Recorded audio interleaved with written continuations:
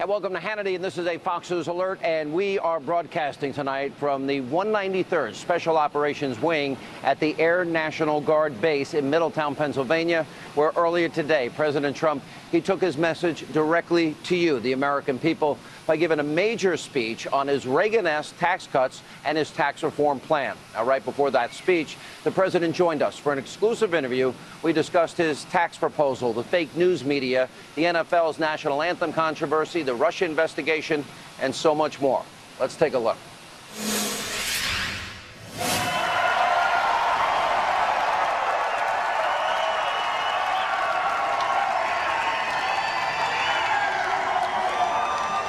How are you, Mr. President? I'm very good. Thank you, Sean. My second interview since you've been president.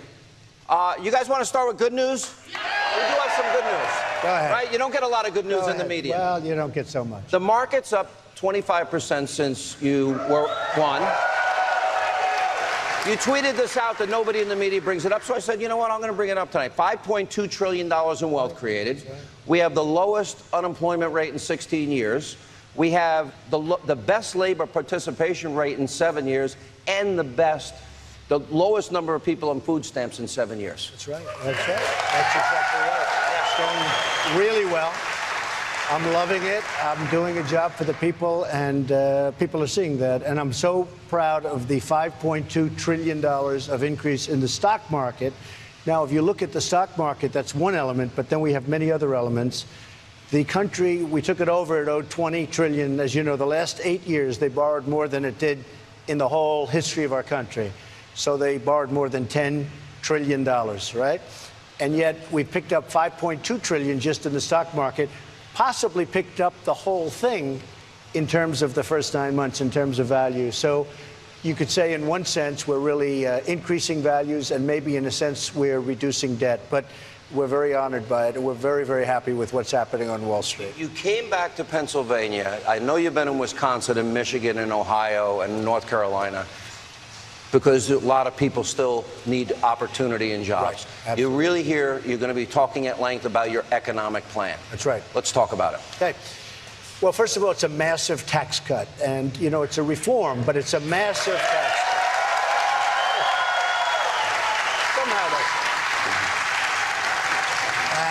You know, when we first introduced it, and for years they talk about tax reform, I said the problem with the word reform, nobody understands what it means, because reform could mean you're going to raise taxes.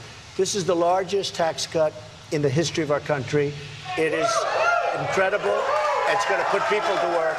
So right now, Sean, we are the highest taxed nation in the world, and we're going to be now down in the lower rung in terms of taxes.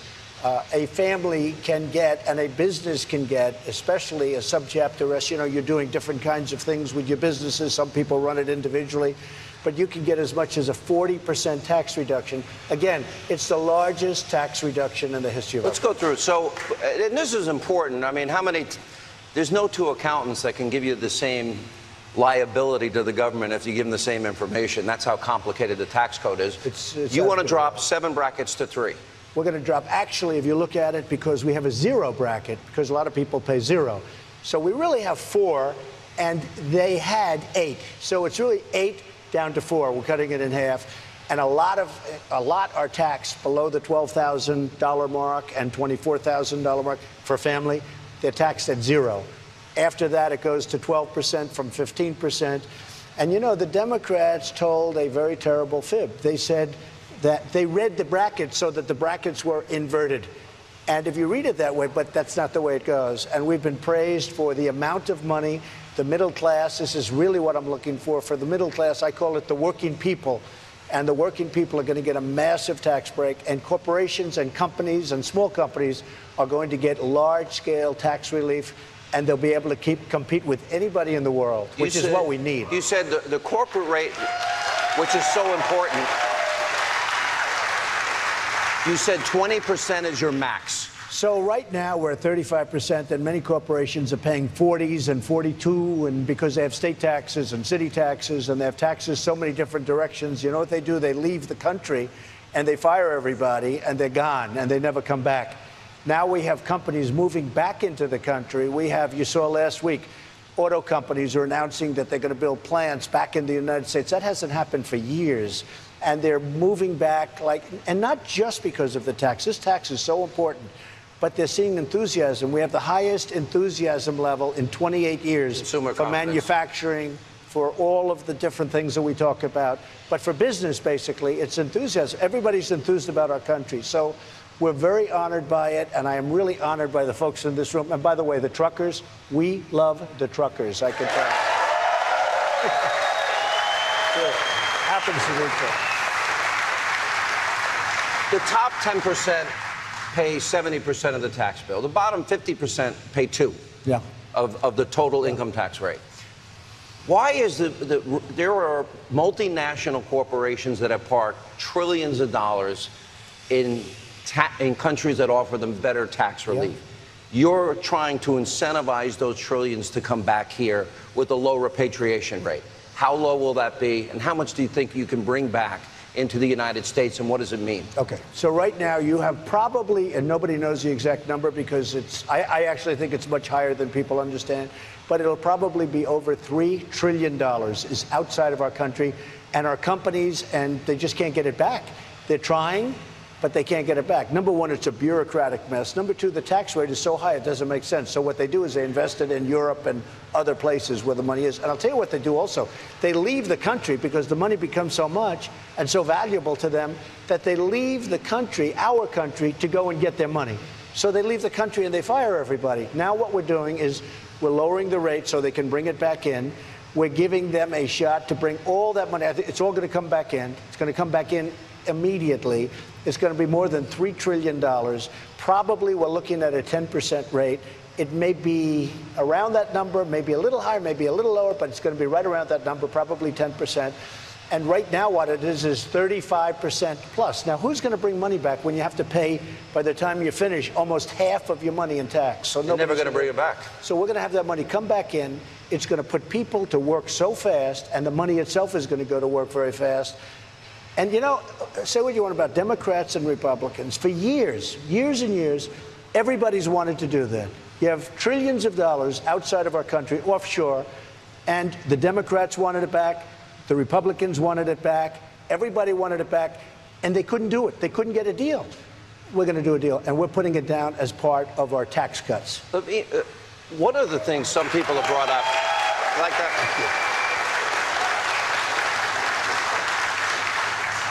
Every time I tune into anybody else in the media except Fox, there are tax cuts for the wealthy. Yeah. Now, the rate for some people goes down, but if you live in a state like New York or Illinois or New Jersey or California, you won't be able to deduct your local or state income tax. In other words, if you elect politicians that want to raise taxes, you're going to pay the penalty.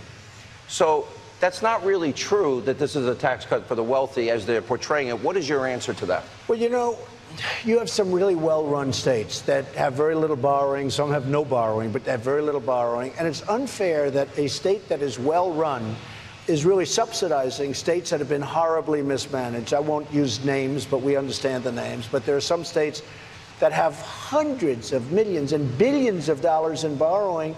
And it's unfair that those states really are being subsidized by states like Indiana and Iowa. And I mean, I could name many states. I could probably name 3/4 of them. They're so well run and they're being penalized. They're being penalized, and it's not fair.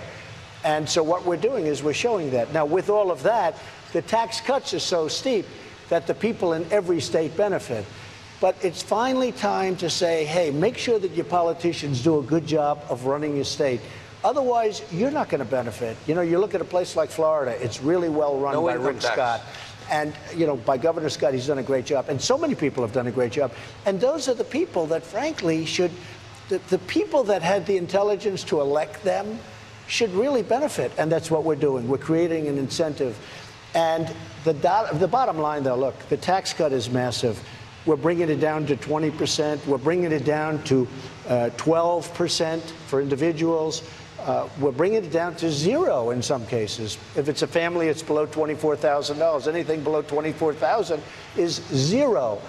And look, it's as I just said, It's the biggest tax cut in the history of our country, and it's going to spur growth, and it's going to keep our companies here.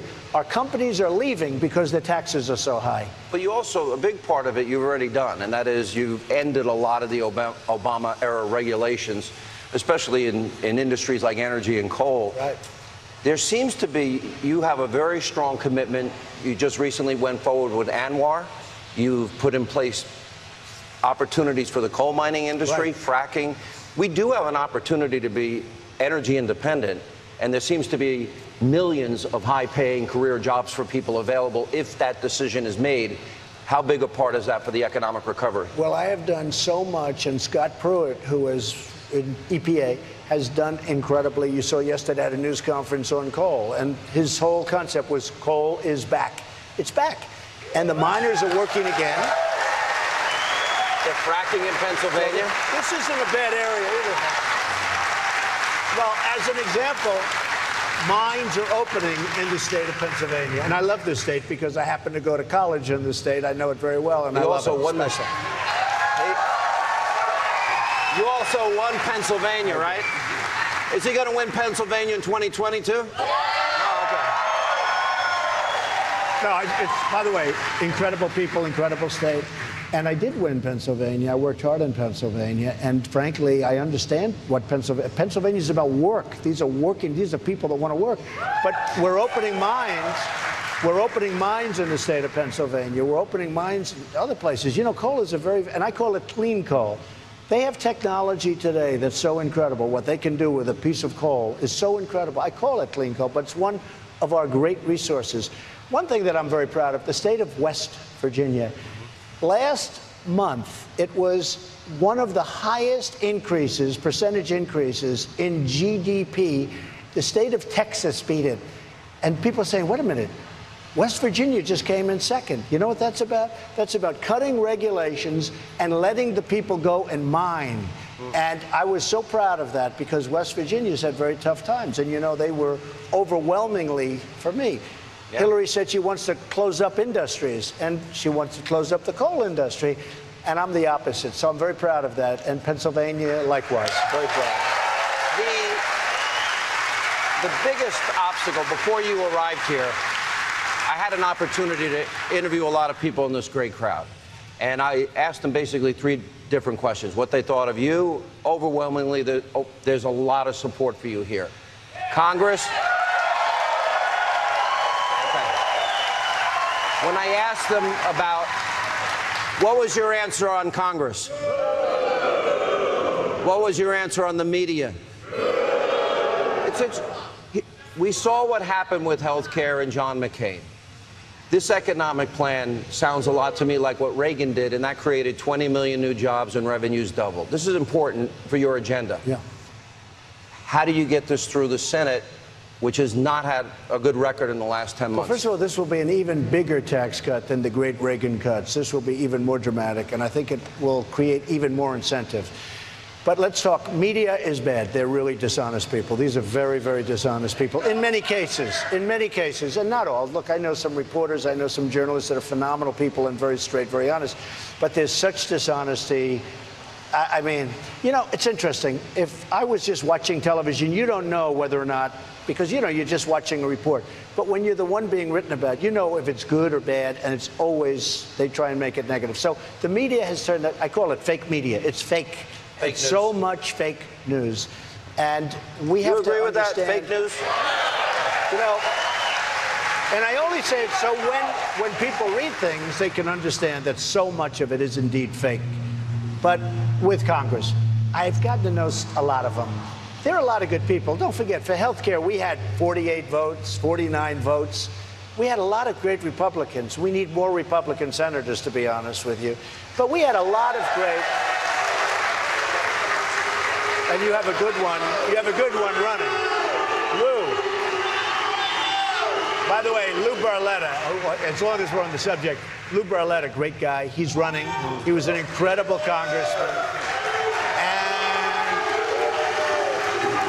And I think you're going to have a tremendous surge for Lou Barletta. I think he's going to do a fantastic job. So that's it. And we do need more Republican senators because we have a tiny, small, we have 52 to 48. And if a couple of people want to grandstand or whatever they want to do, all of a sudden, because when you have to get almost every single vote, you need 51. So you have to get at least 50 because the vice president, Mike Pence, great guy, right? Great. He comes out. So he votes. So we need 50. So that means out of all of these people, 2 people decide they want to do something for whatever reason. And in some cases it's grandstanding. Now all of a sudden you don't have health care.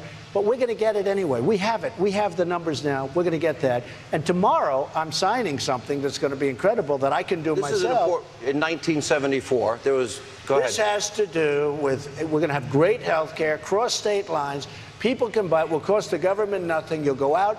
Private insurers are going to give you incredible health care. And I'll tell you what, this will take, and I can sign it myself. I don't need anybody. I would have done it earlier, except I was hoping that they were going to put this through and I'd have it in the bill. But right. We're signing tomorrow a health care package that will cover, I don't know, people say 30%, people say 25%, and some people say it could be 50%. It's going to cover a large percentage of the people that we're talking about. Truckers would benefit if they unite. Truckers are perfect for this. Right. They unite. They form a group, see? Right. No, truckers will benefit. They'll form a group. But this will be fantastic. Now, I would have done this immediately, but we were hoping for the health care. So I think health care is going to pass. I can't imagine the largest tax cut for people in our history not passing. But I have to say this. I've met some great, great people that are Republicans, and I've met some great people. Frankly, I've met some good people, not necessarily great people, that are Democrats. And I actually think we'll have Democratic support from a few people. You do? I do. I do believe that we'll have some Democrat support. We'll get a few votes, maybe. You know, it's interesting. The one thing with the Democrats, they stay together like glue. They're lousy politicians, and their policies are terrible, but they do stick together. Mm-hmm. We have great policies, but the Republicans tend not to be as unified. So with some people, you saw and heard Bob Corker. Yeah. John McCain wasn't there, even though I can run 100 ads showing John McCain, I'm going to repeal and replace Obamacare. He wouldn't even vote to just repeal it. Yeah, I know. So that's got to be frustrating and disappointing. Well, we thought we had it. The first time we thought it was done. And we thought John was with us. And all of a sudden, out of nowhere, he voted again. So we end up losing by 1 vote. But here's the thing. We're going to get it. And, you know, I always say never give up, never ever quit. We don't quit. We're there. We're 1 vote short. We're there. I actually think right now we have the vote. But we have to wait. We have to wait for a little while. We're going to do the taxes first. Hopefully we get that. We need 51 votes. You think you can get it done by the end of the year? I hope so. I mean, who's going to vote against this? Our country is losing businesses, losing jobs. We have a 1% GDP. Now, I have to tell you, for the last quarter, you had 3%. 3-2. And actually 3-2, they adjusted it upward. What a nice sound that is. Are they playing that for you or for me? They're playing that in honor of his ratings. Did you see how good his ratings are? He's beating everybody. I think they'll be higher tonight. I'm just guessing. So the fact is that we're really rocking. We have 3.2. Now, this next quarter coming up, I believe would have even been better. You know, we haven't hit threes in a long time. So I guess it was ultimately determined it was 3.2 because they adjust upward. But we got hit with a few hurricanes, as you probably heard. That'll have, I assume, an impact. Barack Obama was the first president in history that never hit 3% GDP growth in a single year of his presidency, which I think speaks volumes. Well, you know, when I took over, we were in the ones. And if we hit, think of this, if we hit just 1 point, if we go up from 2 to 3, we pick up $2.5 trillion. $2.5 trillion. To the Treasury. And we pick up millions of jobs. Yeah. So it pays for the whole thing. So it really pays for it. So I think it'll be good. And coming up, more of my exclusive interview with President Trump. Now, he'll weigh in on the NFL kneeling controversy. He'll explain what he thinks the league should have done with Colin Kaepernick. And that and more is straight ahead. And welcome back to Hannity. Now, earlier today, I interviewed President Trump at the 193rd Special Operations Wing at the Air National Guard Base in Middletown, Pennsylvania. Now, here's part 2 of that exclusive interview. Take a look. A lot of people, I was surprised watching all last year with Colin Kaepernick. Guy praised a murdering thug dictator. He had socks that depicted cops as pigs. And other issues. He actually donated to a charity that actually supported a cop killer. And then we saw the NFL. And you took it on, it appears, based on the letter that Roger Goodell put out yesterday, that Donald Trump initiated a debate over standing for the flag and our anthem and those that fought, bled, and died, and looks like you won.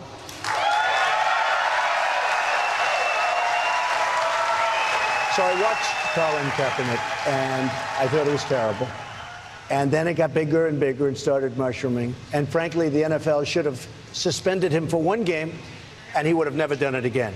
They could have then suspended him for 2 games, and they could have suspended him if he did it a 3rd time for the season, and you would never have had a problem. But I will tell you, you cannot disrespect our country, our flag, our anthem. You cannot do that. Obviously, the people of the country are with you. Hundreds of thousands of people fought, bled, hundreds of thousands died fighting under that flag. Right. When you look at the Obama years, Chicago, one city, his adopted hometown, 3,900 people were murdered. Yeah. In the last 6 years of Obama's presidency, 18,000 shootings. I don't think he mentioned it but 3 or 4 times.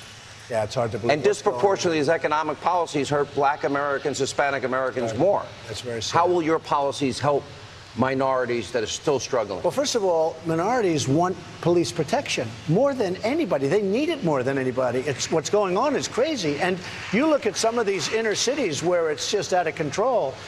And remember, I was saying things like, we will, what do you have to lose? We will fix it. We're going to fix it. But one of the things we're doing very strongly now is the inner cities. Now, Chicago is out of control. I don't know what they're doing in Chicago to have this many shootings and this many killings and all of the different things that are going on. This is not like it's the United States of America. And pure and simple, that's bad management. That's bad politics. It's incredible. And then you talk to them, why aren't you doing something? They don't even want to talk to you about it. It's really insulting to our nation. And whether you take on the NFL or you take on Chicago and some of our other cities, there shouldn't be murders like this. And we have incredible police in this country. They could stop it if they were allowed to do their job. They could stop it. Thank you. Sean, in many cases, it's the police are not allowed to do their job. They have to be politically correct. We're talking about lives of wonderful people. And they have to be allowed to do their job. And you will see it stop. I'll never forget, I was in Chicago. And a police officer, there was a motorcycle deal to the plane. And I was talking to the police. I was taking a picture. I said, how do you stop this? We could stop it immediately, sir. I said, what do you mean you can stop it immediately? If they'd let us do our job, we could stop it immediately. Now, at some point, you're going to have to let them do their job. And they want to do their job. That's the incredible thing. We did it on the border. The border was like a sieve. Now it's down 78%. And that's without the wall. Wait till you see what happens when we build the wall. But General Kelly has done an incredible job. These are people, they know how to do it, but they have to be allowed to do it. Look at the difference in the border, though. We saw Rudy Giuliani in New York. Rudy did a fantastic job in New York, and that's an example. And Rudy was on a campaign, and when Rudy endorsed me, to me, that was a very important endorsement because he did a great job, especially with respect, well, you could also say economic development, but especially with respect to crime in New York City. We watched a lot of high-profile incidents during the Obama years. Ferguson, Trayvon Martin down in Florida, Freddie Gray. He said the Cambridge Police Act that stupidly. It seems every 2 or 4 years, and I've been now 30 years in radio. I just started my 23rd year at Fox. That every 2 or 4 years, thank you. Good job. Every 2 to 4 years, the Democrats will play the race card, and I resent it as a conservative.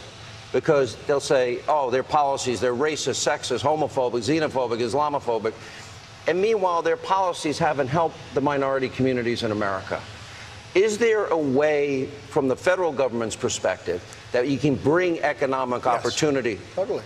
I mean, look. And safety. And that's what we've said. You look at what's happened in our inner cities. They're it's horrible what's going on in terms of the death, in terms of shooting. A woman gets up and she wants to go on walk and with her beautiful daughter, get a loaf of bread, and she ends up getting shot, or the daughter gets shot. And we can stop it. Don't forget, the Democrats have ruled the inner cities for 100 years. This is their rule. Very rarely do you have a Republican there, but this is their rule. That can be turned around. We can do so many things, but the Democrats have truly ruled.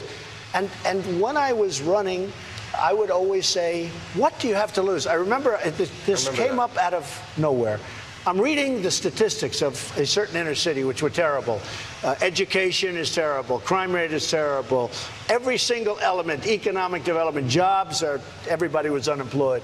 And I said, I'm saying, and I look at the audience, I say, what the hell do you have to lose? The place went crazy. And then I'd actually use it again and again, and we went up. And we're doing a good job. Ben Carson's doing a great job at HUD. He's got great heart.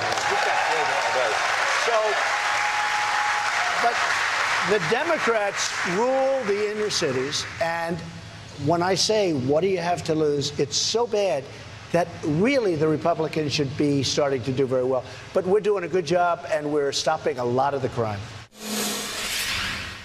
And coming up, more of our exclusive interview with President Trump. Now we're going to ask him about North Korea and their aggression and what he plans to do with the Iranian nuclear deal and much more. Straight ahead.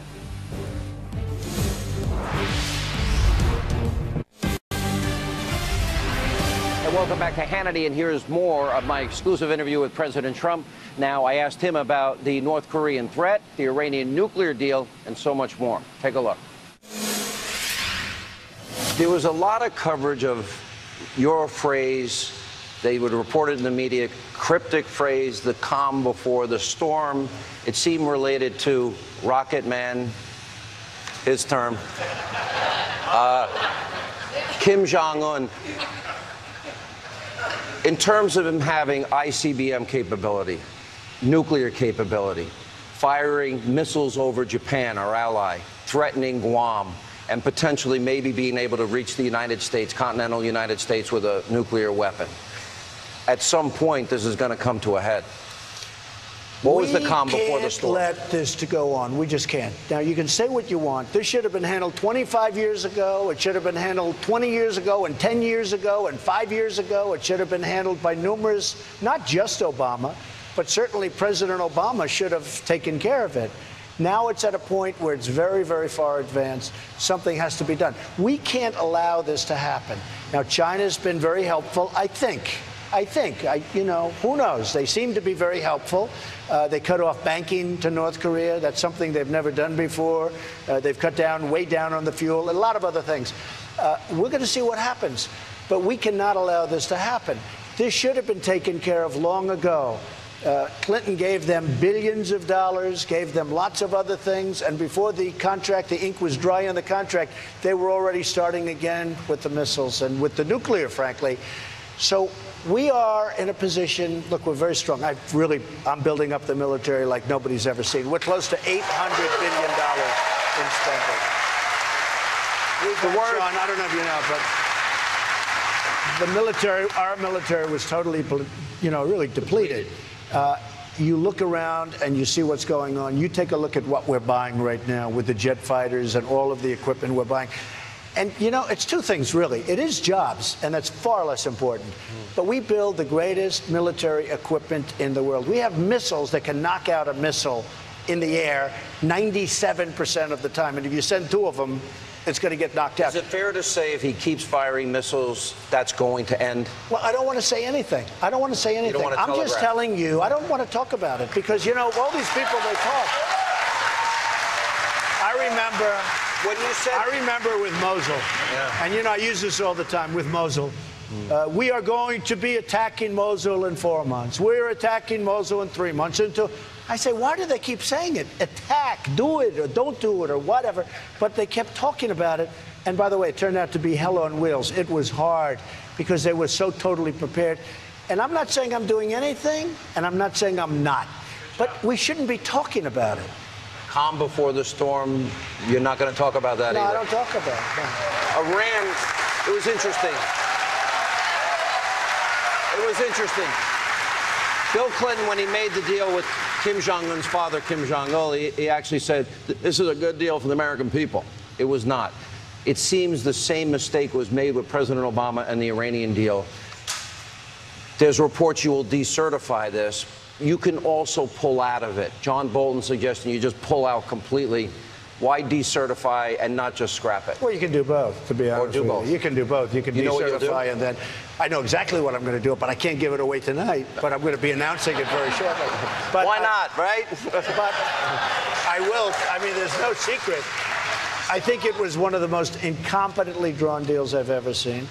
$150 billion given. We got nothing. We got nothing. They got a path to nuclear weapons very quickly. And think of this one, $1.7 billion in cash. This is cash out of your pocket. What? You know how many airplane loads that must be? Did you ever see $1 million like a promotion where they have $1 million in $100 bills? It's a lot of. This is $1.7 billion. You'd almost say, who would be authorized to do it? And who are the people that deliver it? You may never see them again, right? But, plane loads. But just plane loads. So this is the worst deal. We got nothing. We got nothing. So I'm not giving anything away, but I've been saying this for a long time. You have people dancing and screaming in the streets of Iran. Now, I have to tell you, those people are possibly staged, because I happen to believe the people of Iran are great people, and they want freedom, and they want to be sort of friendly with us. I really believe that. But they're dancing in the streets, and they're singing Death to America, and Kerry's out there negotiating a deal and giving up every single point. He'd go in, we'd like this, you're not having it, done, done, done. It's the worst deal I've ever seen. Whether it's countrywide or any other wide, there is no worse deal. So we will see what happens pretty soon. A lot of people are guessing, but maybe there's not so much guessing. But it was an incompetently drawn deal. Look, it's a very bad deal. I'm not saying anything different tonight that I have been saying for 2 years. It's a horrible, horrible embarrassment to our country. And we did it out of weakness when actually we had great strength. Let me ask you about immigration. You came up with a 70-point plan. There was fear after you had met with Pelosi and Schumer and you were talking about DACA. One of the things I've always noticed is we always get the tax increase, we never get the spending cuts. You always get the consideration on immigration, you never get the wall built. Part of it is there will be, you said, no deal on DACA unless, of course, we're going to end chain migration. You're going to build a wall that's going to be see-through now, so the... Well, it may be. We're looking. We right now have built 5 prototypes. They just are going up, and some of them are already finished. And I will say they're really looking good. They're really looking good. And our country needs it. We need it not only for people, but we need it for the drugs that are pouring into our country. I mean, we have drugs that are pouring into our country, so we don't have a choice. And... You know, you can say what you want. I was with Bibi Netanyahu of Israel, and he was saying, Donald, the wall works. Believe me. They had an open border that was like a sieve. People just poured in. He said 99.9% of the people now, it's stopped. Nobody gets in. Nobody gets in. The wall has to be built. It has to be built. A properly built, constructed, designed wall, high, not a little fence like they'd have. They had walls that were so low trucks would drive over them. It was easier to drive over it than to take it down. Can you believe it? Okay. So no amnesty. No, the wall, no amnesty. No amnesty. No chain migration. Chain migration is one of the disasters. You allow one person in, and that one person brings in 10 or 12 people. No DACA. Until that you fund the wall. DACA, look, we have 800,000 people. They're not necessarily young. You know, a lot of people think they're children. I guess they average from 16 to 39 or so. But a lot of these people are in the military. They have jobs. They have this, that. I fully understand it. But if we're going to do something, we have to get something in return. And what I want is tremendous border regulation. I want the wall, and we're going to get other things, and we're going to see if we can work something out. Now, whether or not we do, I don't know. But it would be wonderful to solve the DACA problem. And by the way, even my most conservative, hardline friends in the Republican Party would really like to be able to solve 800,000 people. And honestly, these people went through a lot because most of them went through our system. Many of them don't speak the language of their country because they've never been to their country. So we are going to try and solve that. But if we're going to solve that, we want a wall and we want great border security. So what does the president think about WikiLeaks founder Julian Assange saying that he has proof positive that Russia did not give him the DNC emails? Find out the answer to that question next. And welcome back to Hannity, and we're broadcasting tonight from the 193rd Special Operations Wing at the Air National Guard Base in Middletown, Pennsylvania. Now, WikiLeaks founder Julian Assange is saying that he has proof that the Russians did not give him the DNC emails. Well, I asked President Trump if he's willing to listen to what evidence Assange has. Let's take a look.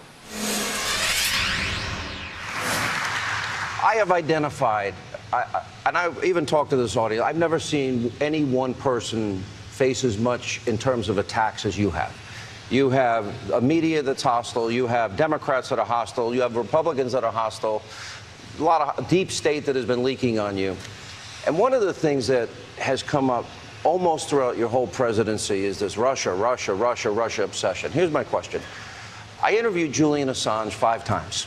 I've talked to him other times. He has said it's not Russia. There was no collusion. They didn't come. The DNC emails did not come from them. Congressman Dana Rohrabacher met with him, and he says he has proof-positive evidence that would show the Trump campaign never colluded with Russia. He just wants... Is it in the best interest of the country that if he has that information that he should give it? It seems, I'm guessing here, he wants in return to be left alone. Should the country, does the country deserve to know the truth if he has that? The country has to know the truth. And also, we can't let anybody play around with our voters and our voter system. But I have to tell you this. So important. But Russia was an excuse used by the Democrats when they lost the election. They said they lost the election. They sat in a room and they said, wow, we look bad. The morning after, in fact, it's been written about, I guess, in various books or a book. But they said, why did you lose the election? They said, it was Russia. Russia. It wasn't Russia. It was a bad candidate. It was a candidate that didn't go to Wisconsin and Michigan like they should have.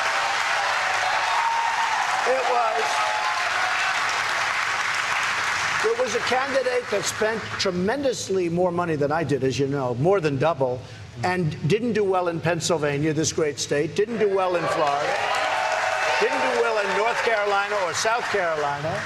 I mean, lost Wisconsin for the first time in decades, lost Michigan. Now, with all of that being said, bad candidate, but they said Russia. Then they say, and it was Trump that colluded with Russia. I'm saying, I did? So look, here's the story, and I think it's so important. This was an excuse by the Democrats, and people got carried away. This was a terrible, and it's very bad for our country what's happened, because I don't deal with Russia during this campaign. Forget it. Forget it. This was an excuse that was used by the Democrats. It was an excuse for losing an election that, frankly, they should have won, because winning the Electoral College is so easy for a Democrat. You have to, they start off with 3 major states, and to win the Electoral College for a Democrat, it's almost like a given. That's why people said, you cannot get to 270. Well, we got to 306, okay, because we won a lot of the big states. We won a lot of it. But I thought it was very sad when I saw this, because they're using excuses. And, you know, one other thing I have to say. The Electoral College I never appreciated. I would rather have a popular vote. For me, it's easier because you go to different states. For me, the popular vote is easier. But the one thing about the Electoral College, it takes you around to states that you would not go to otherwise. So it's been a great thing. But I say this. We had an unbelievable, unprecedented election.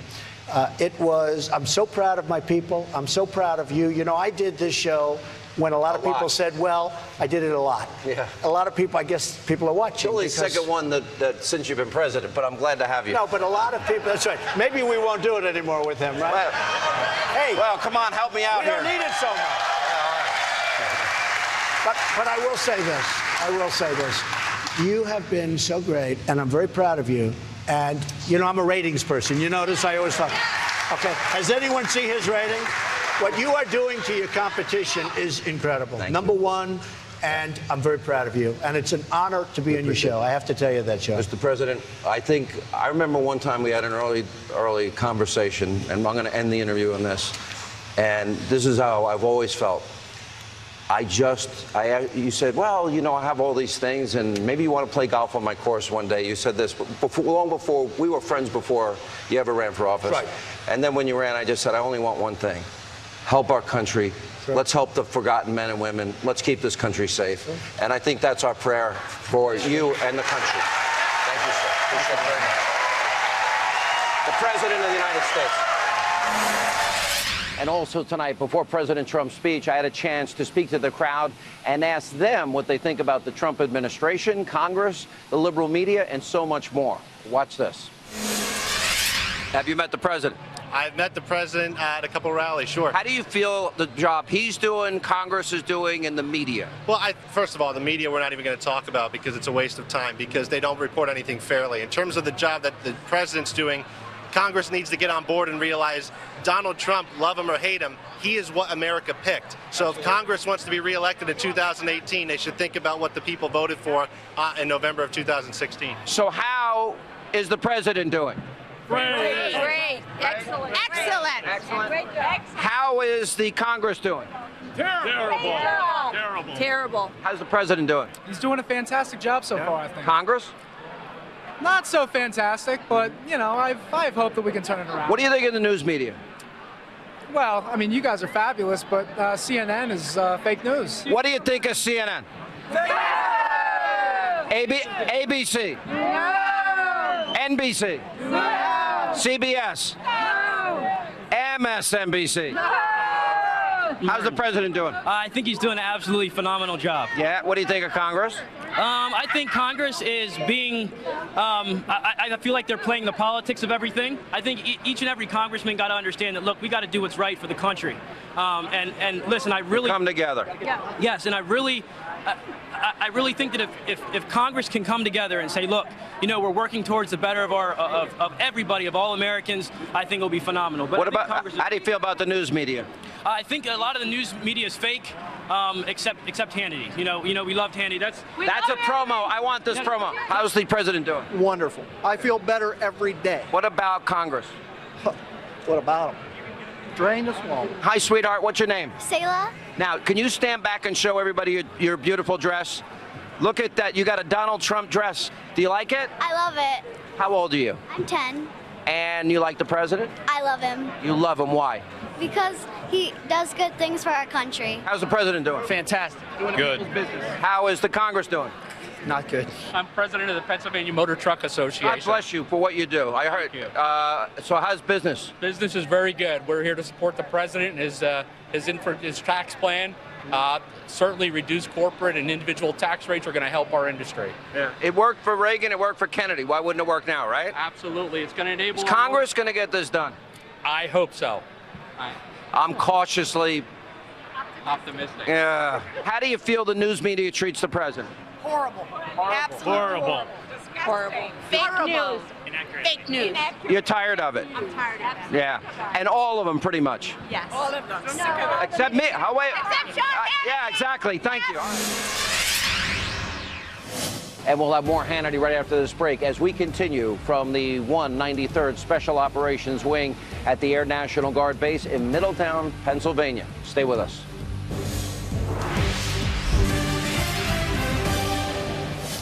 And welcome back to Hannity. Now, unfortunately, that is all the time we have left this evening. As always, we thank you for being with us.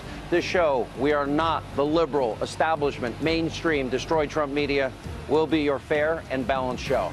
We'll be back in New York tomorrow night. Brian Kilmeade is coming up next. Thank you for being with us.